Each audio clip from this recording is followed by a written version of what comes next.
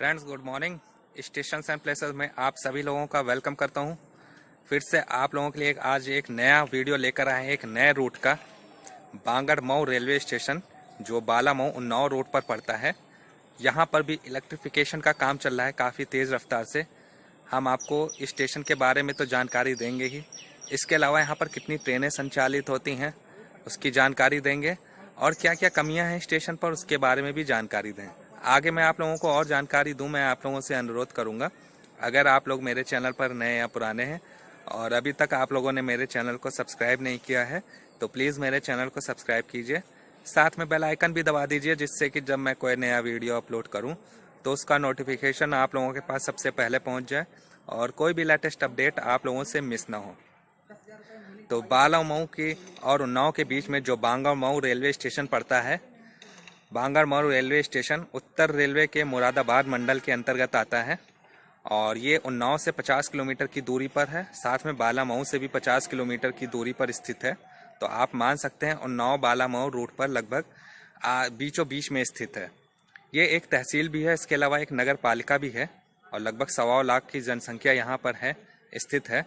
तो जिस तरह से मैंने आप लोगों को सीतापुर सिटी से बालामऊ के बीच में स्टेशन के व्यूज़ दिखाए थे, जिस तरह से वहाँ के स्टेशनों की कंडीशन थी, बहुत ही दयनीय हालत थी बालामऊ और Sitapur city junction railway station के बीच में, ठीक वैसी स्थिति इस बीच में यानी कि उन्नाव और बालामऊ रूट के स्टेशनों की भी है। तो चलिए फ्रेंड्स, आप लोगों को अब दिखाते हैं यहाँ पर इलेक्ट्रिफिकेशन से संबंधित अपडेट और स्टेशन पर जो ज़रूरी चीज़ें हैं उसके बारे में भी बात की जाएगी। तो चलिए फ्रेंड्स, बने रहिएगा मेरे साथ।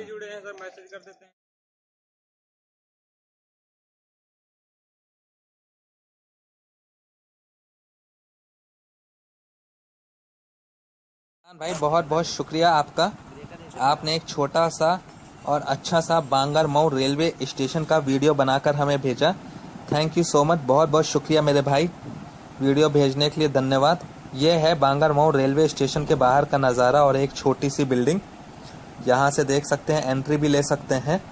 और उसके अलावा यहाँ पर बने हुए कुछ जो कमरे हैं वो छोटी छोटी बिल्डिंग के रूप में, यहाँ से नज़र डाल लीजिएगा। ये यहाँ का साइन बोर्ड है बांगड़ मऊ रेलवे स्टेशन का, जो जिला उन्नाव में आता है, तहसील भी है, नगर पालिका परिषद भी है। और ये जो दिशा है ये बालामऊ की दिशा है। यहाँ से देख सकते हैं क्रॉस बार और ड्रॉप आर्म लगा लिए गए हैं।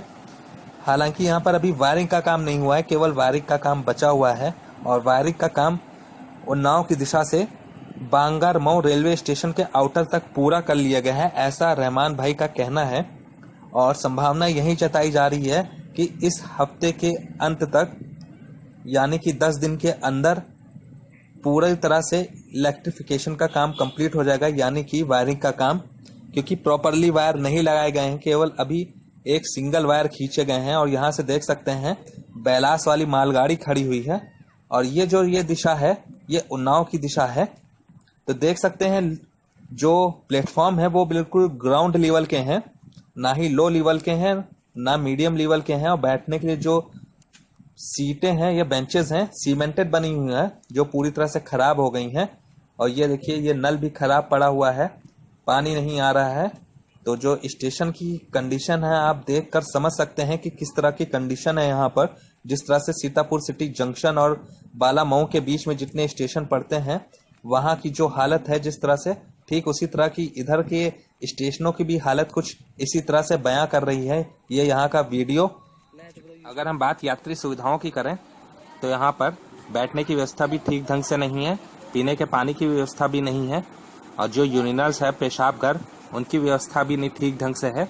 जो फर्श वगैरह भी है वो भी नहीं ठीक से है, ग्राउंड फ्लोर का प्लेटफॉर्म बना हुआ है। तो यहाँ से थोड़ा सा देखिएगा क्रॉस बार का नज़ारा, तो ब्रैकेट्स वगैरह सब लगे हुए हैं, बस वायरिंग की कमी है। और बात अगर हम इलेक्ट्रिफिकेशन करें इस रूट की उन्नाव से बालामऊ के बीच में, तो उन्नाव की तरफ से तो इलेक्ट्रिफिकेशन का काम चल रहा है, बालामऊ की दिशा से भी चल रहा है काम। और कब तक ये इलेक्ट्रिफिकेशन का काम होगा, लगभग आप ये मान के चलिए अक्टूबर टारगेट दिया गया है कि अक्टूबर 2020 तक इलेक्ट्रिफिकेशन के काम को पूरा करना है। लेकिन ये कहीं से संभव नज़र नहीं आ रहा है, क्योंकि लगभग आधी दूरी अभी यहाँ तक इलेक्ट्रिफिकेशन का काम हुआ है, आप मान के चलिए, लेकिन इस साल के अंत तक जो विद्युतीकरण का काम है वो पूरा कर लिया जाएगा, बीच में अगर कहीं कोई समस्या नहीं आती है। और फिलहाल जो इस रूट पर ट्रेनों की जो संख्या है वो लगभग 4 हैं। 2 पैसेंजर ट्रेन है और 2 एक्सप्रेस ट्रेन है। किसी भी एक्सप्रेस ट्रेन का ठहराव यहाँ पर नहीं है।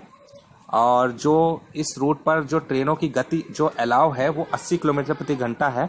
और जब इलेक्ट्रिफिकेशन हो जाएगा तो लगभग 100 से 110 किलोमीटर प्रति घंटा की रफ्तार से इस रूट पर ट्रेनें दौड़ा करेंगी। थोड़ा सा यहाँ से नज़र डाल लीजिएगा, हम आपको रेल लाइन के किनारे से भी दिखा रहे हैं, रोड की तरफ से। तो मान के चलिए इस साल हर हाल में जहाँ तक संभावना है विद्युतीकरण का काम पूरा कर लिया जाएगा। फिर उसके बाद इंजन ट्रायल, फिर CRS स्पीड ट्रायल, तो ये प्रक्रिया भी आगे होती रहेंगी।